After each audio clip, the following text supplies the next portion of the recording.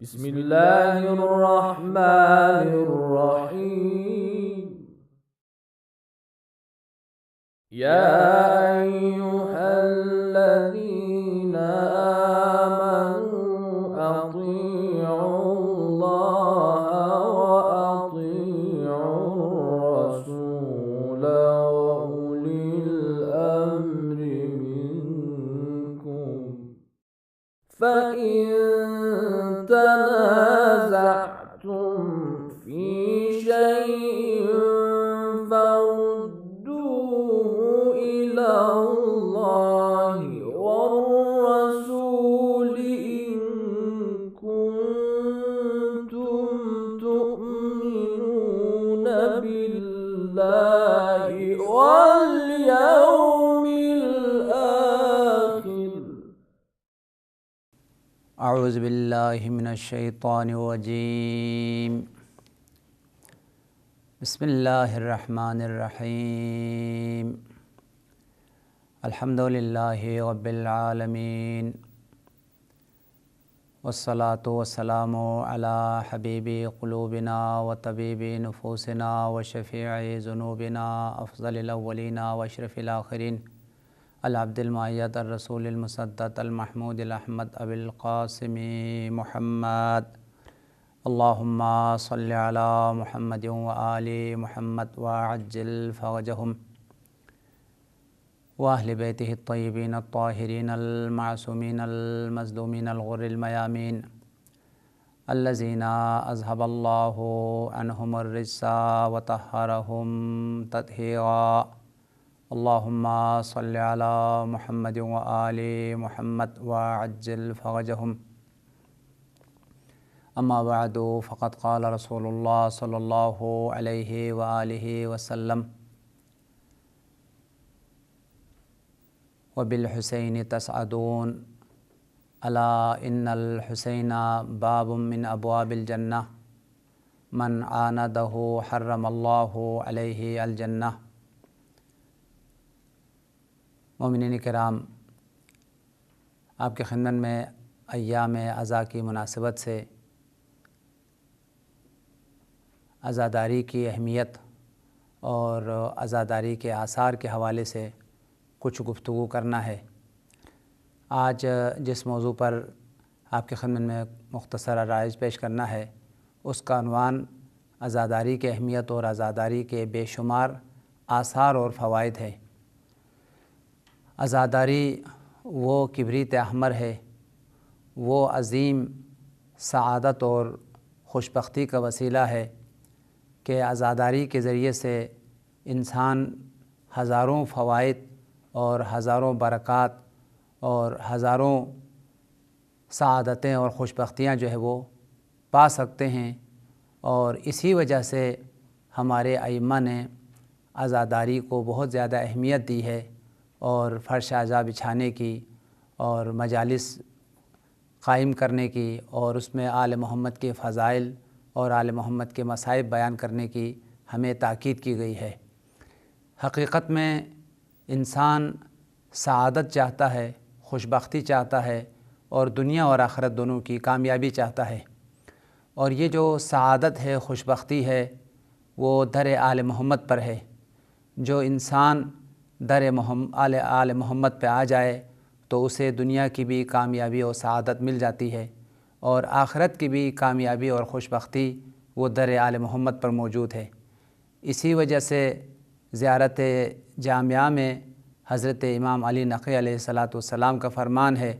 من آتاکم سعد من والاکم وشقی من عاداکم، من اتبعکم فالجنۃ مأواہ ومن خالفکم فالنار مثواہ. مولا نے فرمایا سعادت مند اور خوشبخت ہے وہ انسان جو در آل محمد پر آ جائے، بدبخت اور بدنصیب ہے وہ انسان جو در آل محمد سے دور ہو جائے. لہٰذا وہ در جو در سعادت ہے، در خوشبختی ہے، دنیا اور آخرت دونوں کی کامیابی کا در ہے، وہ در آل محمد ہے. خاص طور پر حضرت خامس آلبا کا در، مظلوم کربلا کا در، حسین سفینہ نجات ہے. حسین پوری بشریت کے لیے نجات کی کشتی ہے، جو در حسین پہ آ جائے وہ نجات پا لیتا ہے۔ دنیا کی مشکلات سے بھی، دنیا کی پریشانیوں سے، دنیا کی بیماریوں سے، دنیا کے مسائل سے، دنیا کے ہزاروں آفات اور امراض سے اس سے بھی انسان کو نجات مل جاتی ہے اور رہائی جو ہے مل جاتی ہے۔ اور آخرت کی بھی جو بہت سارے جو انسان کے لیے مشکلات کا سامنا ہے، عظیم عقاب اور ہولناک منازل کا سامنا ہے، ان تمام سب میں جو بزرگ ترین نجات کا وسیلہ ہے وہ حسین ابن علی کی ذات ہے۔ حسین سعادت اور خوشبختی اور کامیابیوں کے مجموعے کا نام ہے۔ چنانچہ سرور کائنات ختمی مرتبت نے اسی حقیقت کو بیان کرتے ہوئے اور سعادت کا وسیلہ بیان کرتے ہوئے فرمایا بالحسین تسعدون، حسین کے ذریعے سے تم سب خوشبخت ہو سکو گے،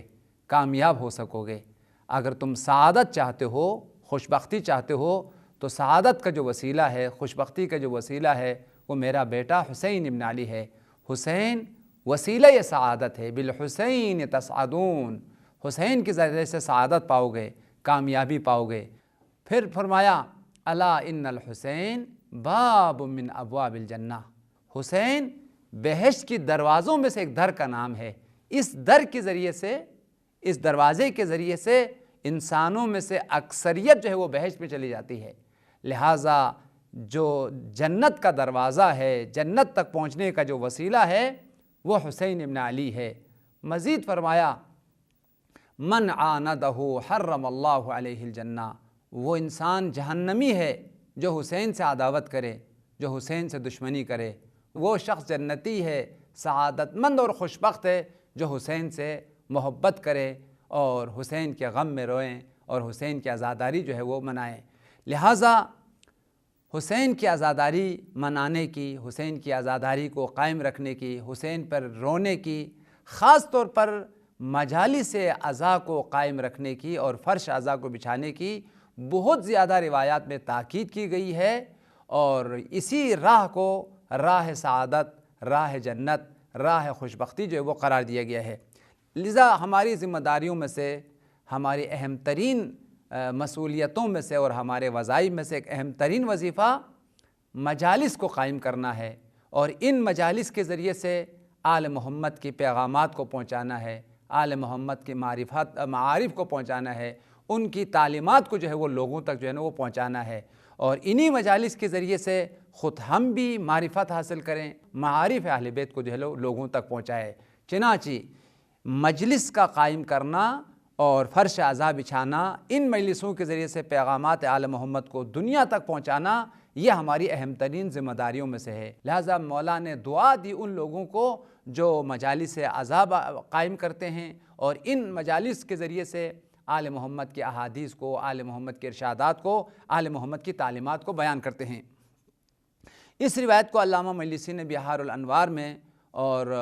شیخ صدوق نے اپنی کتاب مشہور امالی میں، اور جناب شیخ عباس قمی نے ان کے مشہور و معروف کتاب نفس المحموم میں تحریر کیا ہے۔ جناب فضیل ابن یسار حضرت صادق آل محمد کے بہترین صحابیوں میں سے ہے۔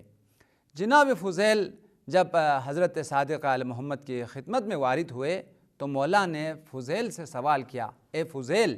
کیا تم لوگ مجالس قائم کرتے ہو اور ان مجالس میں ہم آل محمد کے معارف کو، تعلیمات کو اور فضائل و مصائب کو بیان کرتے ہو؟ تو فضیل نے کہا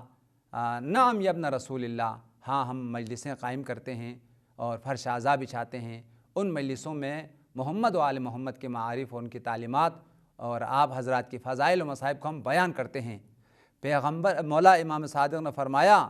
اے فضیل، مجھے ان مجلسوں سے بڑی محبت ہے۔ صادق آل محمد کو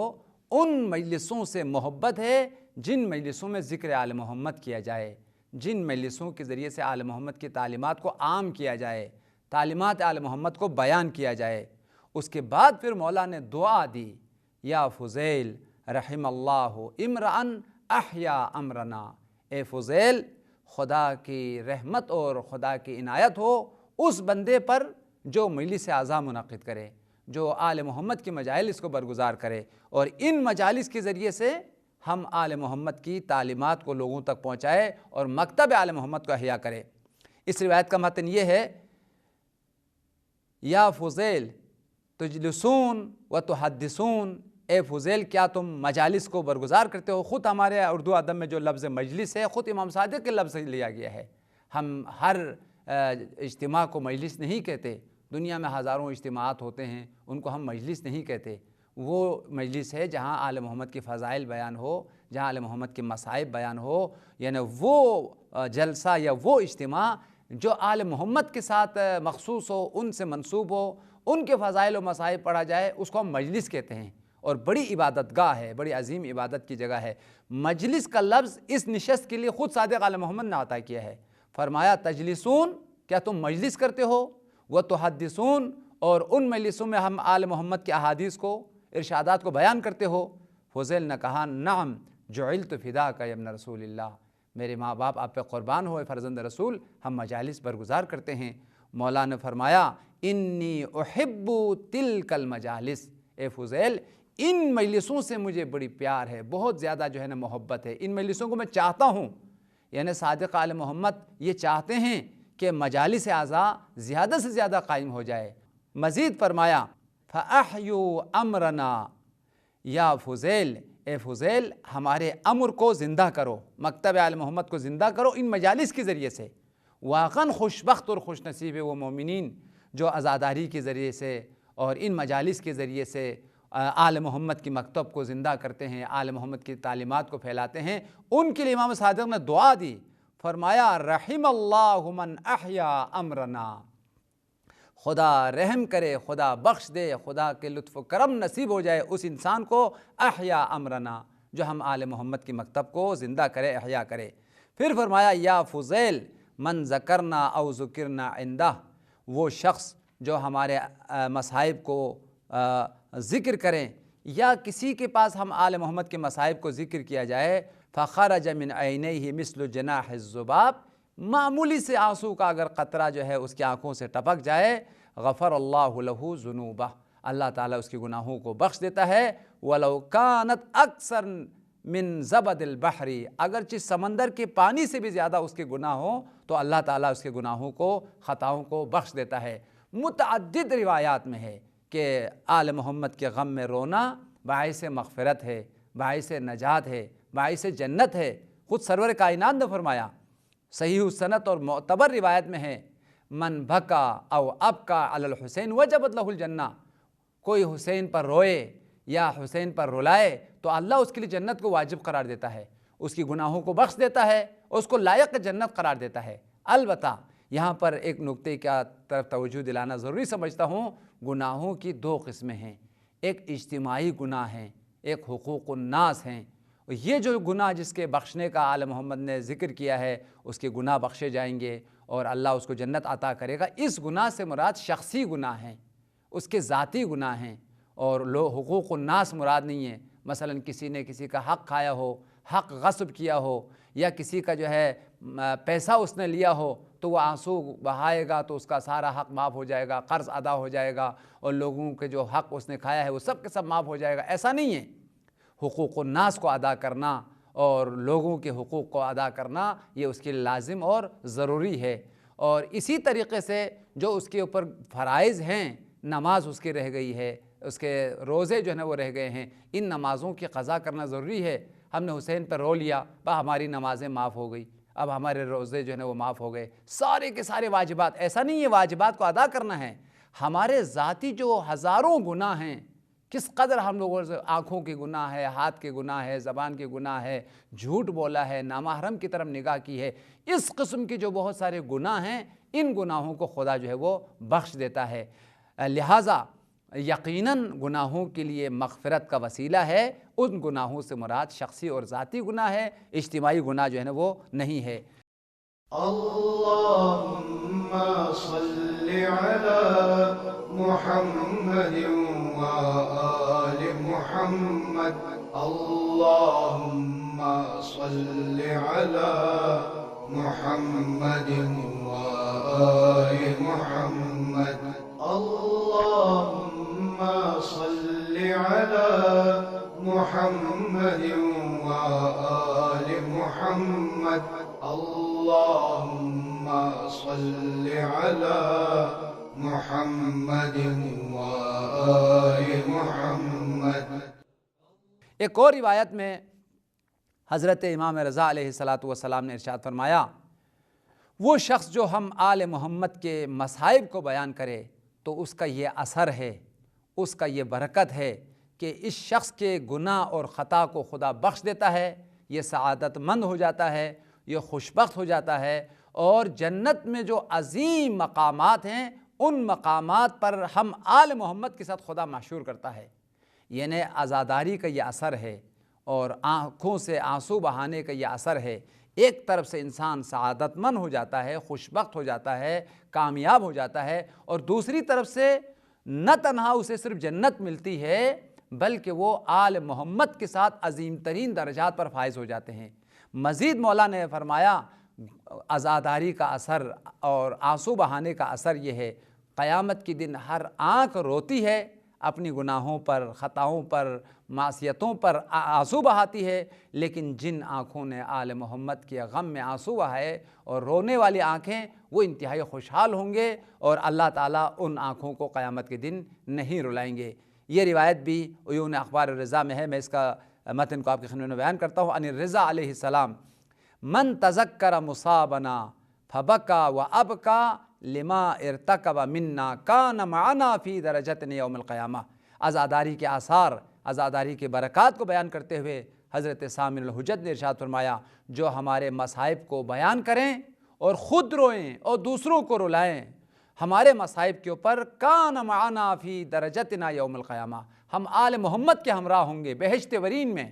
خلد برین کے اعلیٰ ترین مقامات پر ہم پر رونے والے اور ہمارے مصائب پر آنسو بہانے والے ہمارے ساتھ قیامت میں ہم محشور ہوں گے۔ مزید فرمایا، من ذکر مصابنا فبکا وابکا لم تبکی عینہ یوم تبکی العیون، جو ہمارے غم میں روئیں اور رلائیں تو وہ انسان اس دن اس کی آنکھیں نہیں روئے گی جس دن ساری آنکھیں رو رہی ہوگی۔ قیامت کی دہشت اور وحشت کی وجہ سے تمام انسان حیران و پریشان ہوں گے، ہر انسان رو رہے ہوں گے، لیکن وہ آنکھیں جو دنیا میں غم حسین میں رو چکی ہے، جو غم حسین میں آنسو بہا چکی ہے، وہ آنکھیں خوشحال ہوں گے، وہ آنکھیں نہیں روئے گی۔ مزید فرمایا، وَمَنْ جَلَسَ مَجْلِسًا يُحْيَا فِيهِ أَمْرُنَا لَمْ يَمُتْ قَلْبُهُ يَوْمَ تَمُوتُ الْقُلُوبُ، وہ شخص جو ایسے مجلسوں میں جا کے بیٹھتا ہے، ایسے مجلسوں کا اہتمام کرتا ہے جن مجلسوں میں ہم مکتب آل محمد کو احیاء کیا جاتا ہے، تعلیمات آل محمد کو زندہ کیا جاتا ہے، علوم آل محمد کو، معارف آل محمد کو، فضائل آل محمد کو بیان کیا جاتا ہے، ایسے مجلسوں میں بیٹھنے والے، ایسے مجلسوں کا اہتمام کرنے والے، ان کا دل کبھی مردہ نہیں ہوں گے اس دن جس دن سارے دل مردہ ہو جائیں گے، جس دن تمام دلوں کو موت آ جائے گی اور مرنے والے ہوں گے، اس دن وہ دل جس میں دل میں عشق آل محمد ہو، معرفت آل محمد ہو، وہ دل کبھی نہیں مرتا ہے۔ لہٰذا یہاں سے پتہ چلتا ہے دلوں کی جو حیات ہے، جو حیات معنوی اور حیات ابدی ہے، وہ آل محمد کے کلام میں ہے۔ جیسے خود امام محمد باقر کا ارشاد ہے، حضرت باقر العلوم علیہ السلام نے ارشاد فرمایا، ان احادیثنا یحیی القلوب، ہمارے احادیث اور ہمارے تعلیمات انسانوں کی دلوں کی حیات ہے، دلوں کی احیاء ہے۔ لہٰذا اگر انسان حیات واقعی اگر چاہتے ہیں، واقعاً دلوں کی زندگی اگر چاہتے ہیں، تو وہ آل محمد کی تعلیمات کے ذریعے سے، ان کے ارشادات کے ذریعے سے۔ اس لیے حضرت امام رضا نے فرمایا، من جلس مجلسا یحییٰ فیہ امرنا، ایسے مجلسوں میں بیٹھنے والے جس میں ہمارے امر کو احیاء کیا جاتا ہو، ہمارے فضائل و مصائب کو بیان کیا جاتا ہو، اس کا اثر یہ ہے، لم یمت قلبہ یوم تموت القلوب، اس شخص کا دل مردہ نہیں ہوں گے قیامت کے دن جس دن سارے دل مردہ ہوں گے۔ ایک اور روایت میں سرور کائنات حضور صلی اللہ علیہ وسلم کا ارشاد ہے، میں نے کل بھی تھوڑا سا اشارہ کیا تھا اس روایت کے بارے میں، کہ ساری آنکھیں روئے گی قیامت کے دن مگر وہ آنکھیں جو حسین کے غم میں رو چکی ہے، فَإِنَّهَا ضَاحِكَةٌ مُسْتَبْشِرَةٌ، یہ حسین کی عزاداری کا اثر ہے، یہ حسین پر رونے کا نتیجہ ہے، یہ رونے کا برکت ہے۔ پیغمبر نے فرمایا جو دنیا میں رونے والے ہوں گے وہ قیامت میں نہیں روئیں گے، جو حسین پر رونے والے ہوں گے، حسین کے غم میں اشک بہانے والے ہوں گے، وہ آنکھیں قیامت کے دن خوشحال ہوگی، وہ آنکھیں قیامت کے دن خندان اور انتہائی مسرور ہوں گے وہ لوگ جو دنیا میں رونے والے ہوں گے۔ کیوں مسرور ہوں گے؟ مبشرۃ بنعیم الجنہ، ان کو جنت کی بشارت اور جنت کی خوشخبری جو ہے ان کو مل چکی ہوگی۔ یہی وجہ ہے عزاداری صرف ہمیں تاکید نہیں کی گئی ہے بلکہ خود ائمہ طاہرین نے عزاداری کی ہے، فرش عزا بچھایا ہے اور مختلف شعراء کو بلا کر، ذاکرین کو بلا کر غم حسین کو بیان کرایا ہے، اشعار کے ذریعے سے اور مختلف کلمات کے ذریعے سے آل محمد کے مصائب کو، آل محمد کے غربت کو، مظلومیت کو بیان کرایا ہے۔ خود ائمہ نے گریہ کیا ہے اور ہمارے ائمہ اپنے گھروں میں فرش عزا بچھاتے تھے۔ چنانچہ صادق آل محمد جب تک زندہ رہے مولا امام حسین کی عزاداری کرتے رہے، شعراء کو بلا کر مجلس قائم کرتے رہے اور اپنے گھر میں فرش عزا جو ہے بچھاتے رہے۔ لہٰذا اپنے گھر میں مجلس کرانا، فرش عزا بچھانا، آل محمد کی فضائل و مصائب کو بیان کرنا خود ائمہ کی سیرت ہے، یہ ائمہ کی سنت ہے جو ہمیں تاکید کی گئی کہ اس سنت کو تم بجا لاؤ۔ چنانچہ امام صادق کی حالات زندگی میں ہے جناب علامہ مجلسی نے بہار الانوار میں، اور اسی طریقے سے شیخ عباس قمی نے نفس المحموم میں اس روایت کو بیان کیا ہے۔ جناب زید شحام اس روایت کو نقل کرتے ہیں کہ زید شحام نے کہا کہ ہم امام صادق کے بہت سارے اصحاب مولا کے حضور میں جمع تھے، اور جب امام کو پتہ چلا کہ جعفر بن عفان جو اپنے زمانے کے بہترین شاعر ہے اور بہترین مولا کے مرثیہ خواں ہیں، جب ان کی آمد کا پتہ چلا تو مولا نے جعفر کو دعوت دی، اپنے گھر پہ فرش عزا بچھایا اور اصحاب کو دعوت دی، اور جعفر سے کہا کہ میں نے سنا ہے تم بہترین مرثیہ پڑھتے ہو اور تمہارے باپ بھی مرثیہ خواں تھے، اور مولا نے فرمایا کہ میری خواہش ہے کہ تم میرے جد بزرگوار حسین بن علی کے غم میں مرثیہ پڑھو۔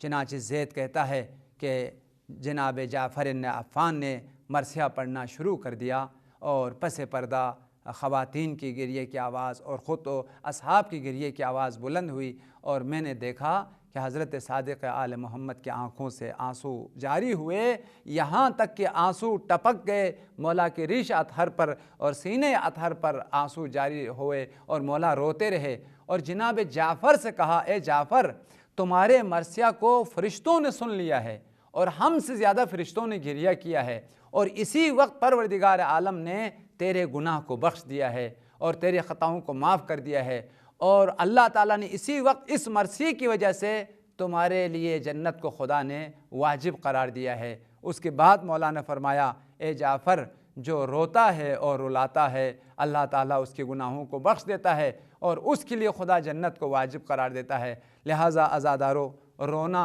سنت آل محمد ہے، سنت امام صادق ہے، محرم کے ایام ہے، عزاداری کے ایام ہے۔ ائمہ کی سیرت پر عمل کرتے ہوئے عزاداری کرنا اور فرش عزا بچھانا، حسین ابن علی کے غم میں رونا، یہ سنت آل محمد ہے۔ دوسری محرم کو حضرت خامس آل ابا کربلا وارد ہوئے۔ جب مظلوم کربلا پہنچے تو مولا امام حسین کی سواری رک گئی۔ ہماری معتبر کتابوں میں موجود ہے حسین ابن علی کی جب سواری رکی تو مولا نے دوسری سواری پر سوار ہو کر آگے بڑھنا چاہا اور دوسری سواری بھی رک گئی۔ اسی طریقے سے 7 سواری امام حسین کی آگے نہیں بڑھی۔ جب رکی تو مولا نے پوچھنا شروع کر دیا یہ بتاؤ اس زمین کا نام کیا ہے؟ تو کسی نے کہا اس زمین کا نام غازریہ ہے، کسی نے کہا شاطئ الفرات ہے، کسی نے کہا نینوا ہے۔ مولا نے فرمایا کیا کوئی اور نام بھی ہے؟ تو ایک شخص آگے آ کر کہا اس زمین کا نام کرب و بلا ہے۔ جب لفظ کربلا مولا امام حسین نے سن لیا تو فرمایا اعوذ باللہ من الکرب والبلا، ہا ہنا مناخ رکابنا، ہا ہنا مسفک دمائنا ومقتل رجالنا، ہا ہنا قبورنا وبہذا وعدنی جدی رسول اللہ مولا امام حسین نے فرمایا میں اپنی وعدہ گاہ پہنچ چکا ہوں، میں اپنی قتل گاہ پہنچ چکا ہوں، یہی وہ جگہ ہے جس کے بارے میں میرے نانا رسول اللہ نے مجھ سے وعدہ کیا ہے، اور یہی ہماری قبریں بنے گی، یہی ہم شہید ہوں گے، یہی ہمارا سر نو کے نیزے پر بلند ہوں گے، یہاں ہمارے جوانوں کو ٹکڑے ٹکڑے کر دیے جائیں گے۔ فرمایا مقتل رجالنا، یہ ہماری قتل گاہ ہے، یہیں پر ہم قتل کیے جائیں گے اور یہیں پر ہمیں دفن کیے جائیں گے اور یہیں سے ہمیں قیامت کے دن اٹھائے جائیں گے۔ اس کے بعد مولا نے ایک مرتبہ کربلا کی مٹی لے کر جب مولا نے اس کو سونگھ لیا تو فرمایا واللہ یہی مٹی ہے جو میرے نانا نے جبریل کے ذریعے سے زمین کربلا سے لے کر جناب حضرت ام سلمہ کو دی تھی اور کہا تھا اے ام سلمہ جبریل امین مجھے کربلا کی مٹی لا کے دے چکے ہیں، یہ وہ مٹی ہے جو جبریل نے کربلا سے لایا ہے، اور اگر یہ مٹی سرخ ہو جائے، خون ابلنے لگے تو سمجھ لینا میرا بیٹا حسین کربلا میں قتل ہو گئے ہیں۔ عزادارو امام حسین نے فرمایا خیموں کو نصب کیا جائے، انزلو ہنا، یہیں پر اتر جاؤ اور یہیں پر ہماری سواریوں کو اتار دو۔ مولا نے فرمایا اب خیموں کو لگانا، نصب کرنا شروع کر دو۔ سب سے پہلے جس خیمے کو نصب کیا گیا وہ حضرت ثانی زہرا کا خیمہ ہے، حضرت زینب کبریٰ کا خیمہ ہے۔ جناب زینب کا خیمے کو نصب کیا گیا، امام حسین آگے آئے، ابو الفضل عباس آئے، جناب علی اکبر آئے، بی بی کو انتہائی عزت اور احترام کے ساتھ بہت ادب اور احترام کے ساتھ بی بی کو کربلا کے زمین پر اتارا گیا۔ لیکن جیسے ہی زینب نے قدم رکھ لیا تو ایک دم تڑپ کر کہنے لگی بھیا حسین غم کے طوفان میرے طرف آ چکے ہیں، یہ کیسی زمین ہے کہ میرا دل تڑپ رہا ہے اور ہر طرف سے غم کا طوفان میرے دل میں آ چکا ہے۔ شاید حسین نے یہ کہہ دیا ہو بہن زینب صبر کرنا، یہی وہ جگہ ہے جہاں آپ تلے زینبیہ سے دیکھیں گے وَالشِّمْرُ جَالِسٌ عَلَى صَدْرِهِ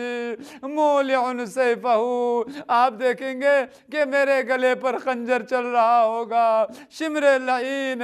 مجھے قتل کر رہا ہوگا، اور کچھ دیر بعد آپ دیکھیں گے حسین کے سر نو کے نیزے پہ بلند ہے، اس فوج آدھا حسین کے بدن کو دشت کربلا میں پامال کر رہے ہیں۔ اللہ لعنت اللہ علی القوم الظالمین وسیعلم الذین ظلموا ایام منقلب ینقلبون۔ خدایا حسین کی عظمت کا واسطہ، حسین کی شہادت کا واسطہ، خدایا ہمیں آل محمد کے معارف اور آل محمد کی تعلیمات سے آشنا ہونے کی توفیق عطا فرما۔ خدایا ہمیں حقیقی عزادار بننے کی اور ان عزاداری کے آثار و برکات کو پانے کی توفیق عنایت فرما۔ خدایا عزادار واقعی، خدایا ان عزاداریوں کے مکتب حسین کے وارث امام زمانہ کے ظہور میں تعجیل فرما، ہمیں ان کے اصحاب اور انصاروں میں شامل فرما۔ ربنا تقبل منا برحمتک یا ارحم الراحمین۔ اللهم ارزقنا توفيق الطاعة وبعد المعصية وصدق النية وعرفان الحرمة، وأكرمنا بالهدى والاستقامة، وسدد ألسنتنا بالصواب والحكمة برحمتك يا أرحم الراحمين.